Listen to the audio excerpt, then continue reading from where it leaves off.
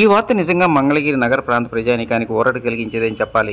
ఎంతో కాలంగా ప్రయాణికులు పడుతున్న పాటలను గుర్తించిన రాష్ట్ర ప్రభుత్వం సమస్య పరిష్కారం దిశగా అడుగులు ముందుకేస్తూ ఉంది. ఇక మంగళగిరి కేంద్రంగా నిత్యం సుదూర ప్రాంతాలకు రాకపోకలు కొనసాగించేటువంటి ప్రయాణికుల కోసం చెన్నై కలకత్తా జాతీయ రహదారి అంటే మంగళగిరి తూర్పు బైపాస్ రోడ్ ప్రక్కనే ఓ హైవే సర్వీస్ పాయింట్ పెట్టబోతున్నారు. దీనికి సంబంధించి ఇప్పటికే ప్రణాళిక సిద్ధం చేసినట్టు సమాచారం. చిన్నకాకాని 100 పడకల హాస్పిటల్ సమీపంలో, అదేవిధంగా ఆత్మకూరు సమీపంలో 2 చోట్ల వీలైనటువంటి అనుకూలమైనటువంటి ప్రదేశాన్ని గుర్తించి ఈ సర్వీస్ పాయింట్ని పెట్టబోతున్నారు.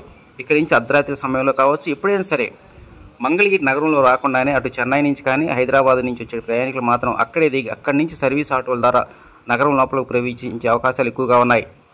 దీనికి సంబంధించినటువంటి పనులు అధికారులు ఇప్పటికే మొదలుపెట్టారు. వాస్తవానికి మంగళగిరిలో అనేక మంది స్వర్ణకారులు నిత్యం సుదూర ప్రాంతాలు రాకపోకలు కొనసాగిస్తుంటారు. అటు ఉత్తరాంధ్ర కావచ్చు, అదేవిధంగా తెలంగాణ కావచ్చు. రాత్రి 10 గంటలు దాటిందంటే సరైనటువంటి బస్సు సదుపాయాలు లేవు. అర్ధరాత్రి అయినా అపరాత్రి అయినా గంటల తరబడి ఈ హైవే మీద గంటల తరబడి నిరీక్షించాల్సిన పరిస్థితి ఏర్పడుతుంది. ఈ సర్వీస్ పాయింట్ కనుక ప్రారంభిస్తే అన్ని వర్గాల ప్రజానీకానికి, విద్యార్థులకు ఎంతగానో ఉపయోగపడుతుంది.